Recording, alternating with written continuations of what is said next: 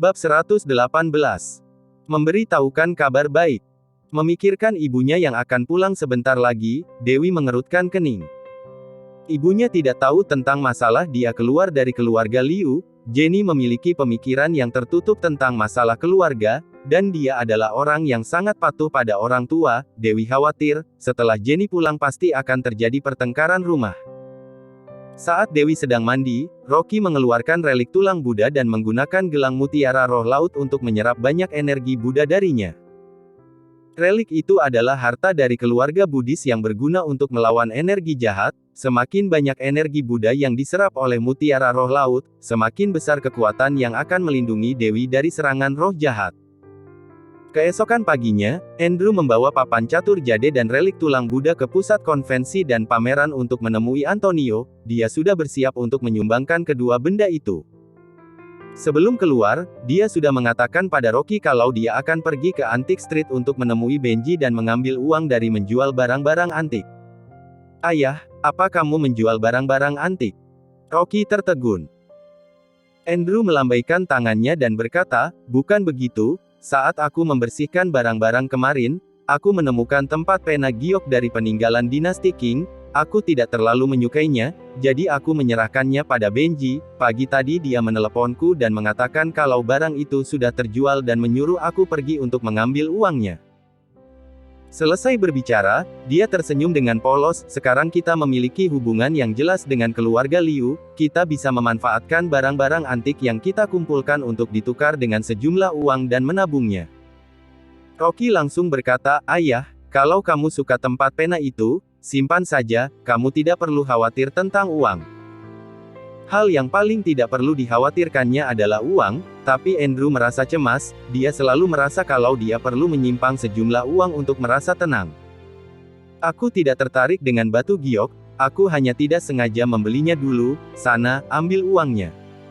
Setelah Andrew selesai berbicara, dia mengambil papan catur jade dan relik tulang Buddha keluar.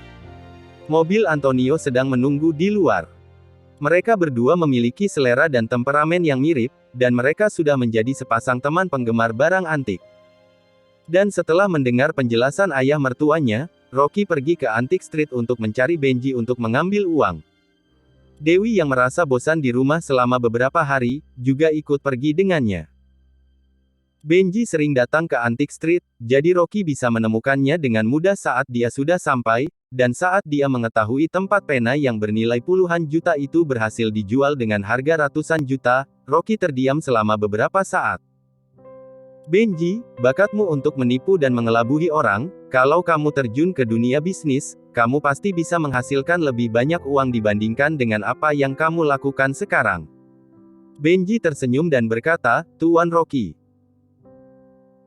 Saat dia akan melanjutkan ucapannya, dia dengan cepat melirik Dewi yang berdiri di samping Rocky, jadi dia dengan cepat mengubah nada bicaranya, "Tuan Rocky, aku tidak suka dikendalikan, aku juga tidak mungkin hanya bekerja paruh waktu, aku juga tidak mendedikasikan hidupku hanya untuk bekerja, dan aku juga tidak bisa berbisnis. Satu-satunya cara untuk menghasilkan uang adalah dengan memanfaatkan barang-barang antik. Di Antique Street juga ada banyak orang yang menarik, mereka sangat baik dan menyenangkan, jadi aku juga tidak ingin pergi dari sini, hehehe." Rocky menggelengkan kepalanya dan pergi setelah mengambil uang itu. Benji melihat Rocky akan pergi, dia dengan cepat berkata lagi, "Tuan Rocky, apa kamu akan pulang sekarang? Aku rasa hari ini akan hujan, ramalan cuaca mengatakan akan ada hujan lebat hari ini. Katakan saja intinya." Rocky menyela. "Hehe, aku ingin menghemat uang transportasi, Tuan Rocky, apa kamu boleh memberiku tumpangan?" Setelah melihat adegan yang agak memalukan itu, Dewi akhirnya mengerti kenapa Benji dipanggil ahli bicara. Dia benar-benar pandai menyusun kata-katanya. Bahkan hanya untuk meminta tumpangan, dia memanggil Rocky dengan panggilan Tuan. Benji hampir berusia 40 tahun, dan dia terlihat sama sekali tidak malu saat mengatakan kata, "Tuan Rocky, orang biasa tidak mungkin akan memiliki muka setebal itu." Rocky meliriknya dan berkata, "Cepat naik kalau ingin menumpang." "Oh ya, aku juga ingin menanyakan sesuatu, pil obat dari ayah mertuaku kamu jual ke siapa?" Aku juga punya etika bekerja, Aku tidak bisa mengungkapkan informasi pelangganku begitu saja. Benji langsung terlihat serius dan berkata, tapi aku tidak menipunya. Dia bilang dia membeli 2 pil itu dengan harga 1 miliar, dan mengatakan kalau aku bisa menjualnya lagi dengan harga 10 kali lipat. Ini baru namanya licik. Rocky mengerutkan keningnya. Dia sendiri tahu jelas kalau harga 2 pil ini hanya 200 ribu, kalau pembeli membelinya dengan harga 1 miliar, itu jelas-jelas adalah penipuan. Entah pebisnis jahat yang membeli pil itu. Ramalan cuaca tidak selalu akurat, tapi hari ini ramalan mereka tepat. Begitu mobil mereka berjalan meninggalkan Antique Street, hujan mulai turun. Hujan yang turun juga lumayan besar, pemandangan jalan di depan mereka tertutup oleh air, jadi Rocky memutuskan untuk memutar dan pulang dari jalan pinggiran kota. Meskipun mereka harus mengitari setengah kota, ini lebih baik daripada terjebak macet.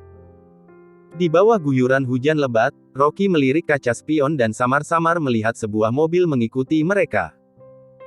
Sejak memasuki Antique Street, mobil off-road itu sudah terparkir di pintu masuk jalan, dan saat mereka pergi, mobil off-road itu juga mengikuti mereka, dan Rocky sudah menyadarinya.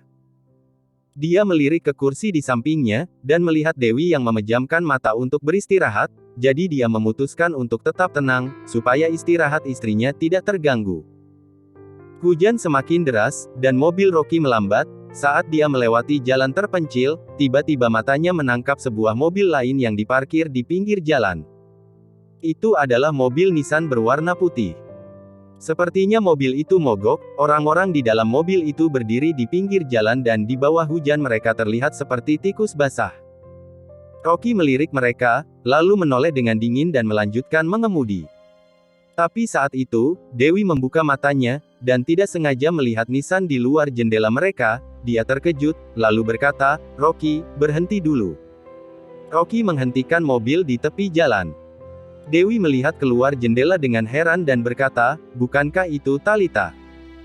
Mobil mereka sepertinya rusak, sekarang hujannya sangat deras, dia pasti sangat kedinginan. Aku bertanya kemana dia akan pergi. Sebenarnya dari tadi Rocky melihat Talita dan orang-orangnya, tapi tidak memutuskan untuk tidak peduli, tapi karena Dewi yang baik, dia memutar mobilnya, menurunkan kaca jendela, dan bertanya dengan cuek, "Mobilnya rusak." "Rocky." Talita terkejut saat dia mendongak. Dia terlihat kaget, dia tidak menyangka akan bertemu Rocky di sini. Dewi berkata, "Talita, apa kamu akan pergi kota? Kami juga akan pulang, ayo sekalian. Kami ada banyak, aku takut tidak muat," kata Talita dan menoleh ke belakang. Mengikuti pandangan Talita, Rocky melihat kalau ada seorang wanita paruh baya berdiri di belakang Talita. Talita berkata, "Ini adalah bibiku, Tasya, dia baru saja datang dari kota Wasa hari ini, tadi kami pergi ke bandara untuk menjemputnya, tapi siapa sangka, ban kami bocor di tengah jalan." Tasya melirik Rocky, tapi dia tidak menyapanya. Dia tahu siapa Rocky, tapi dia tidak peduli. Menantu dari keluarga Liu, dan dia tidak ingin tahu lebih banyak. Dewi berkata, "Kalian berdua naik saja, pasti muat, kok." "Tidak usah." Tasya tersenyum sopan dan berkata, "Masih ada orang lain yang ikut." Saat dia baru mengatakan itu, seseorang keluar dari belakang mobil Nissan mereka. Saat Dewi melihat orang itu, tatapan matanya berubah menjadi jijik. Rocky melihatnya juga, siapa lagi kalau bukan Mike. Selain itu, dia juga melihat Ando berdiri di sisi lain mobil, dia sedang mengarahkan supir mereka untuk mengganti ban. Rocky merasa sangat tidak nyaman saat berada di depan anggota keluarga Meng, dia lalu berkata dengan dingin, "Kalau begitu kami pergi dulu." Setelah selesai berbicara, dia menginjak pedal gas dan bersiap untuk menjalankan mobil. Saat itu, Benji tiba-tiba berteriak dari belakangnya, "Orang itu! Orang itu membeli obat!" Sebelum dia selesai berbicara, Mike melangkah ke jendela mobil Rocky dan berkata dengan keras dengan sengaja, "Rocky, biarku beritahu satu kabar baik." Rocky menatapnya dengan cuek, dia terlalu malas untuk menjawab. Tapi Mike tetap berbicara dengan nada sombongnya, "Kabar baiknya adalah Bibi Talita datang dari kota Wasa ke kota Gopo untuk membahas pertunanganku dengan Talita. Bagaimana, bukankah beritanya sangat bagus?" Bab 119. Double Evil. Mike, Apa kamu akan bertunangan dengan Talita? Dewi mengerutkan keningnya, dalam hati dia mulai merasa tidak tenang. Bibi Tasya sudah datang langsung ke sini, tapi sayang sekali, orang luar sepertimu tidak akan diundang ke pesta pertunangan keluarga Liu. Mike dengan sengaja menekan kata, orang luar. Dewi mengerutkan kening dan melirik Talita, dia tidak tahu harus mengatakan apa. Dia sendiri paling tahu sejahat apa Mike, dia tidak berpendidikan dan tidak memiliki kemampuan, dia sering menggoda perempuan di kota Wasa, dan dia juga pernah berselingkuh dengan model. Kalau Talita menikah dengannya, dia benar-benar akan terjebak dengan pria yang tidak berguna. Mendengarkan pengumuman keras Mike tentang pertunangan mereka, wajah cantik Talita tiba-tiba memerah, dia merasa seperti ditelanjangi di depan umum, dia merasa sangat malu. Dia melirik Mike dengan tatapan malu dan kesal, dia ingin membantah, tapi dia hanya bisa membuka mulutnya tanpa bisa mengucapkan sepatah kata pun. Pernikahan ini bisa terjadi juga karena keinginan keluarganya, bibinya merasa Mike memiliki masa depan yang cerah, dan di masa depan dia akan mampu Riel Group, dia merasa Mike pasti akan sukses. Tapi entah kenapa, Talita tidak ingin ada yang tahu tentang pertunangannya dengan Mike. Dia masih merasa tidak nyaman. Pria berbaju hitam yang pernah menyelamatkannya muncul di pikiran Talita, tiba-tiba sebuah perasaan aneh muncul di hatinya, dan saat itu juga dia ingin menangis. Kenapa orang yang akan dinikahinya bukan pria berbaju hitam itu? Talita langsung memasukkan tangannya ke dalam saku jaket dan mengeluarkan batu itu. Dia selalu membawa batu putih itu, dia selalu berusaha mencari penyelamatnya, tapi orang itu menghilang seperti ditelan bumi. Istriku, hujannya semakin deras, ayo kita pergi. Rocky tidak peduli dengan pertunangan di keluarga Liu, dia lalu mengajak Dewi untuk kembali masuk ke mobil. Dan saat itu juga, Rocky mendengar suara tajam yang menembus telinganya. Tanpa berpikir panjang, dia langsung menarik Dewi ke pelukannya. Di saat bersamaan, terdengar suara benda menancap, cover mobil Nissan itu tertusuk oleh pisau yang tajam. Bilahnya setipis daun willow, ujungnya sangat tajam dan berkilau, dan terdengar suara berdengung dari pisau itu. Cover mobil terbuat dari logam keras, tapi pisau lempar yang sangat tipis ini bisa membelahnya dengan sangat mudah. Mereka semua terdiam sesaat, perhatian mereka terpaku pada pisau terbang itu. Pisau terbang itu menggores pipi Talita dan beberapa helai rambutnya terpotong. Tasya langsung menarik Talita yang masih terkejut dan memeluknya erat.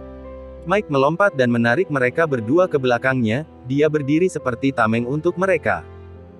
Rocky meliriknya dan mengernyit, Mike bukan tipe orang yang rela berkorban, kenapa tiba-tiba dia ingin melindungi Talita.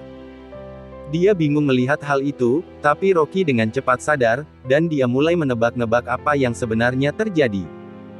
Sambil memeluk Dewi, dia mendongkak dengan tatapan dingin, dia bisa melihat beberapa orang di bawah guyuran hujan. Mobil off-road yang mengikutinya dari Antique Street tadi berhenti tidak jauh. Beberapa orang terlihat sedang mendekat ke arah mereka.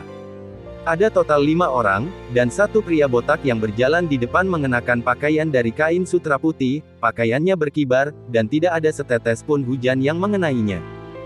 Sepertinya ada sebuah penghalang di sekitar tubuhnya yang melindunginya dari air hujan. Rocky melirik mereka dengan cuek, dia bisa melihat kalau pria ini memiliki kemampuan bela diri yang lumayan hebat.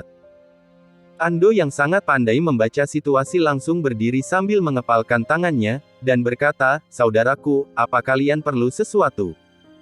Pria botak itu mencibir dan melambaikan tangannya ke belakang. Seorang pria kekar di sebelah kirinya langsung melangkah ke depan dan mengulurkan tangan untuk menekan pelan pintu Nissan. Hanya dengan sekali tekan, pintu mobil yang terbuat dari logam keras itu langsung peyok, saat pria kekar itu menarik tinjunya, pintu mobil terlihat rusak parah, dan cetakan tinju terlihat jelas di pintu mobil. Mereka semua terlihat sangat terkejut, suasana di sekitar mereka langsung menegang. Mereka bukan orang-orang biasa. Ando dengan cepat tertawa canggung dan berkata, tuan-tuan, kami keluarga Liu dari kota Wasa, mari kita bahas baik-baik. Pria botak itu menatap mereka dengan sombong dan berkata, aku tidak hanya mengenal orang-orang keluarga Liu, tapi juga orang-orang dari keluarga Meng.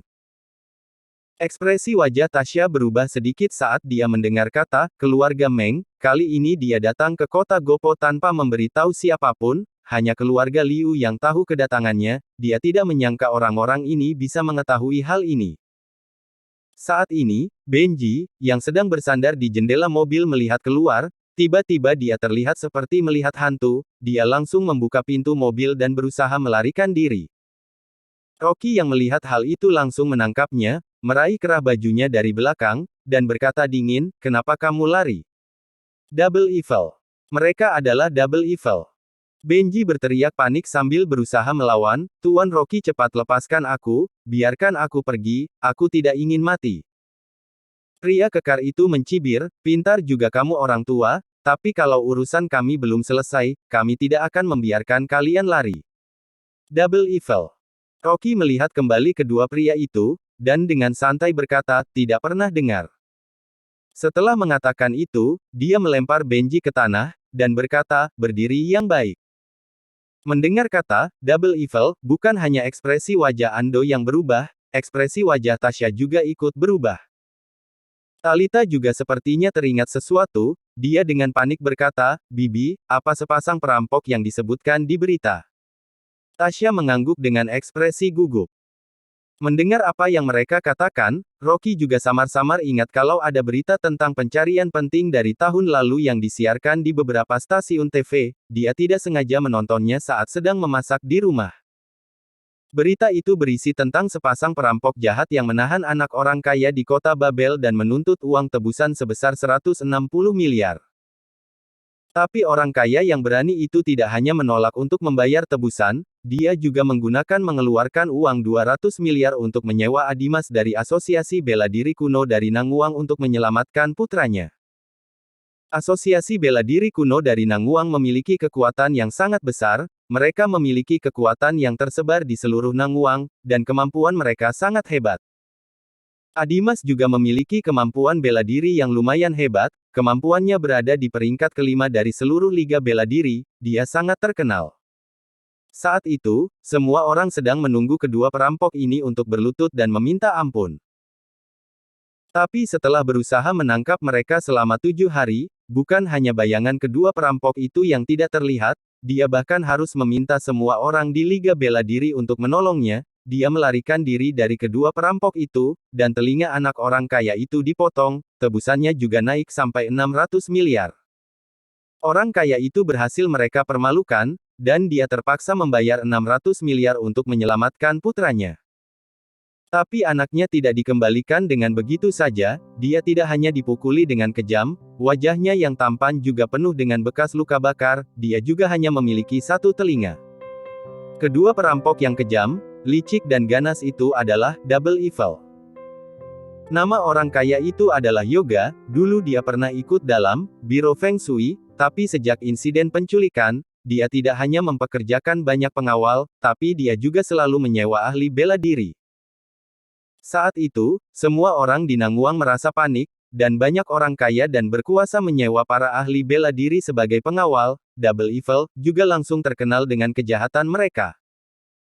Reputasi Liga Bela Diri juga langsung merosot dalam 2 tahun belakangan, dan tahun ini, saat masalah itu mulai dilupakan orang-orang, reputasi mereka baru mulai membaik. Siapa sangka, Double Evil, itu tiba-tiba muncul sekarang, ini benar-benar sesuatu yang tidak bisa ditebak. Bab 120. Mengajarimu sopan santun. Mereka semakin panik, Talita memeluk bibinya dengan sangat erat, wajahnya yang cantik terlihat pucat, dan tubuhnya terlihat agak gemetaran. Si kepala botak melirik mereka dan mencibir, keluarga Meng adalah keluarga yang terkenal di kota Wasa, mereka jarang datang ke kota Gopo, jadi hari ini aku datang secara khusus untuk menemui salah satu anggota keluarga Meng. Oh ya, kalian cukup tinggalkan Nona Talita di sini untuk beberapa hari, nanti kalian boleh datang menjemputnya lagi. Selesai berbicara, dia melambaikan tangannya dan memberi isyarat pada beberapa anak buahnya untuk membawa Talita. Talita sangat ketakutan sampai wajahnya memucat, dia memeluk Tasya dengan erat, dan berteriak panik. "Bibi, aku tidak mau pergi, jangan biarkan mereka membawaku." Tasya terlihat sangat marah, dia datang ke kota Gopo kali ini tanpa pengawal, siapa sangka dia malah akan bertemu dengan penjahat di sini. Dan yang lebih parahnya penjahat itu adalah Double Evil, bahkan Liga Bela Diri tidak bisa menangkap mereka. Kalau Talita jatuh ke tangan mereka, meskipun keluarga Meng berusaha menebusnya secepatnya, Talita mungkin sudah rusak duluan di tangan mereka. Tasya dengan tegas berkata, lancang sekali, beraninya kalian bersikap kurang ajar, kamu tidak takut dengan pembalasan dari keluarga Meng. Pembalasan.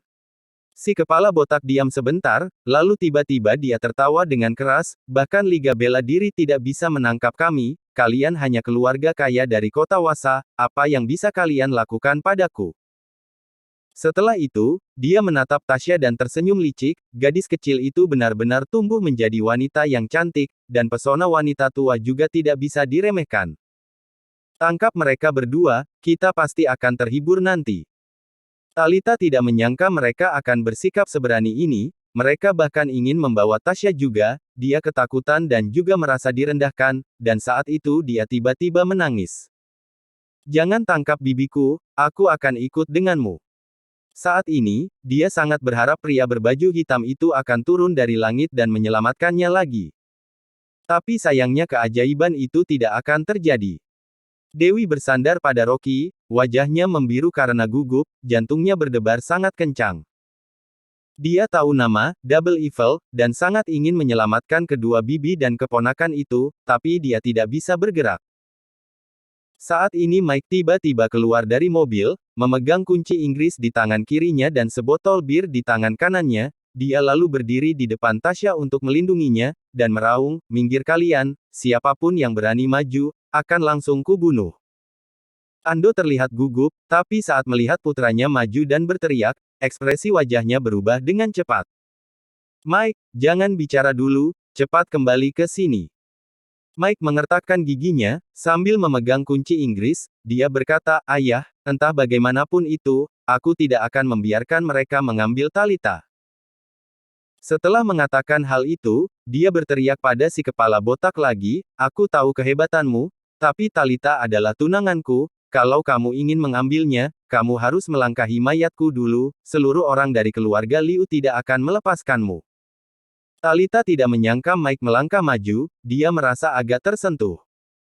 Tasya juga menghela nafas lega, terakhir kali Talita meneleponnya dan berkata Mike melarikan diri dan meninggalkannya, seorang pria berpakaian hitam yang datang menyelamatkannya, jadi dia berencana untuk menanyakan hal ini lebih jelas padanya. Siapa sangka Mike kali ini maju untuk membuktikan kalau dia masih peduli pada Talita, Tasya menjadi lebih tenang setelah melihat hal ini. Tapi, Tasya juga melirik Ando dengan tatapan tajam, dalam hatinya, dia merasa kurang senang padanya. Ando hanya peduli dengan hidup dan mati anaknya, dari tadi dia tidak mengatakan satu kata pun untuk menenangkan dia dan Talita. Hahaha, si kepala botak tertawa semakin keras, dia berkata dengan nada menghina, memangnya kamu siapa, sampai berani berteriak mengancamku, aku bisa membunuhmu dengan mudah seperti membunuh seekor anjing. Habisi dia, biar kita ajari tuan muda dari keluarga Liu apa itu sopan santun. Orang lemah seperti itu, biar aku habisi sendiri. Si pria kekar mengepalkan tangannya dan mencibir, dia maju dan melayangkan satu pukulan ke wajah Mike. Mike pernah belajar taekwondo selama beberapa tahun, jadi dia bisa menghindar dengan cepat, dia lalu mengambil botol bir di tangannya dan membantingnya ke kepala si pria kekar. Si pria kekar terlihat tidak terpengaruh sama sekali, dia mengulurkan tangannya lalu memutar pergelangan tangan kanannya dan dengan mudah menyambar botol bir itu. Ekspresi Mike langsung berubah, saat dia akan melepaskan botol bir itu, si pria kekar itu langsung menendang perutnya dengan keras. Dia langsung berteriak, tendangan itu membuatnya terlempar sejauh 34 meter, dan terdengar suara hantaman yang keras saat tubuh Mike menabrak pintu mobil. Sampah. Si pria kekar berkata dengan nada mengejek, dia mengambil botol bir itu dan meremasnya. Suara retakan langsung terdengar dan botol bir itu pecah. Si pria kekar meremas pecahan kaca di telapak tangannya, menggosok tangannya beberapa kali, lalu melemparkan pecahan-pecahan kaca ke tanah.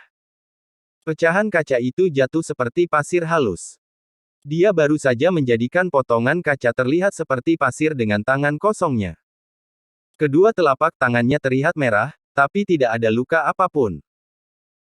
Si kepala botak tertawa seperti orang gila, Tuan Muda Liu, kali ini kami akan mengajari sopan santun, tapi lain kali kami akan meremas tengkorakmu sampai meledak, aku rasa kepalamu seharusnya tidak sekeras botol bir itu. Hebat, mata Benji menatap mereka dengan lurus, dan dia bergumam ketakutan, pantas saja Liga Bela Diri tidak bisa menangkap Double Evil, mereka terlalu kuat. Hahaha. Si pria kekar itu berkata dengan sombong, orang tua itu pandai menilai, cepat berlutut dan sembah aku, akan aku ampuni nyawamu. Terima kasih atas kerendahan hatimu. Benji merasa sangat senang, dia langsung berlutut tanpa ragu. Tepat saat dia akan berlutut, Rocky tiba-tiba menendangnya sampai terbalik. Benji jatuh ke air berlumpur, benar-benar memalukan. Apa yang kamu lakukan? Si pria kekar itu meraung dengan ekspresi marah. Rocky meliriknya dengan kesal, dan dengan santai berkata, Benji, orang seperti dia tidak lebih dari sampah, kalau berlutut padanya, jangan naik mobilku lagi. Bocah ingusan, apa yang kamu katakan? Si pria kekar langsung murka, dia dengan cepat berjalan ke arah Rocky. Saat itu, si kepala botak berteriak, Joseph, selesaikan pekerjaan kita dulu. Si pria kekar itu menahan amarahnya, lalu menunjuk ke hidung Rocky, kalau kamu masih sayang nyawa cepat menyingkir, kalau kamu berani berbicara omong kosong lagi, aku akan menangkap kedua wanita itu, dan juga menghancurkan tulangmu. Rocky mengejeknya dengan gerakan menantang, dia lalu menarik Dewi ke samping. Tasya berpikir kalau Rocky akan maju untuk melindungi mereka, tapi sekarang dia malah menyingkir ke samping dan terlihat tidak peduli. Melihat hal itu, dia mengerutkan kening dan merasa agak kesal. Melihat orang-orang yang berada di sampingnya di keadaan genting seperti ini, dalam hatinya, Talita merasa agak kecewa. Dewi hanya bisa berdiri di samping, dia terlihat sangat panik. Dia tahu kalau Rocky itu kuat, tapi lawannya sekarang lebih kuat dari Rocky, dia sudah menyinggung pria kekar itu, Dewi khawatir mereka tidak akan membiarkan Rocky pergi begitu saja. Melihat Dewi yang terlihat cemas, Rocky menggenggam tangannya dan berkata dengan tenang. Tidak apa-apa.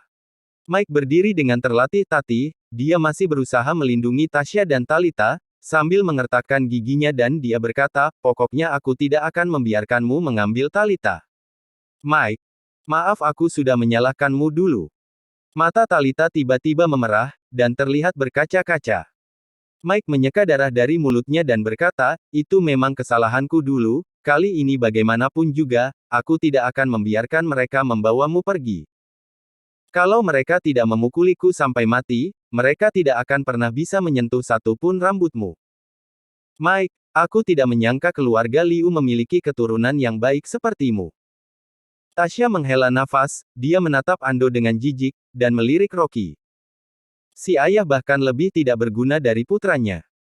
Dia juga pernah mendengar tentang Rocky, dia seperti tidak takut mati, selain menendang Benji, sebenarnya dari tadi dia tidak melakukan apapun.